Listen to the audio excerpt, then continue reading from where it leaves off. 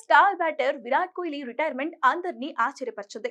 ప్రపంచంలోనే అత్యంత fittest cricketer అయిన విరాట్ కోహ్లీ మరో 2-3 ఏళ్ల పాటు ఆడతాడని అంతా అనుకున్నారు. కానీ అతను సడన్ గా రిటైర్మెంట్ ప్రకటించి అందరినీ షాక్ కి గురిచేశాడు. బీసీసీఐ తీరు వల్లే కోహ్లీ రిటైర్మెంట్ ప్రకటించాడని అభిమానులు ఆగ్రహం వ్యక్తం చేశారు.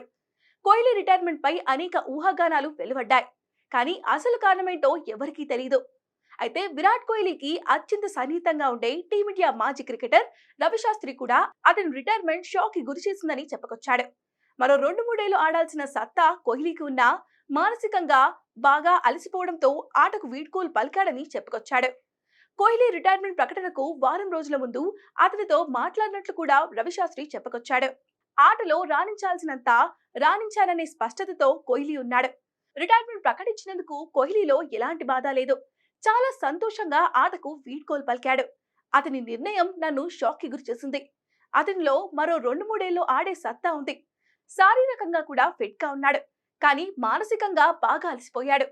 సాధారణంగా ఓ ఆటగాడు తన బాధ్యతను పూర్తి చేసి ప్రశాంతంగా ఉంటాడు. కోహ్లీ మాత్రం జట్టు బరిలోకి దిగినప్పుడు అన్ని వికెట్లు తానే తీయాలి, అన్ని క్యాచ్లు తానే పట్టాలి, అన్ని నిర్ణయాలు తానే తీసుకోవాలి అన్నట్లు వ్యవహరిస్తాడు. కాబట్టి ఓ ప్లేయర్ లో ఆట తీవ్రత ఆ స్థాయిలో ఉంటే మానసికంగా అలసిపోక తప్పదు అని రవిశాస్త్రి చెప్పుకొచ్చాడు.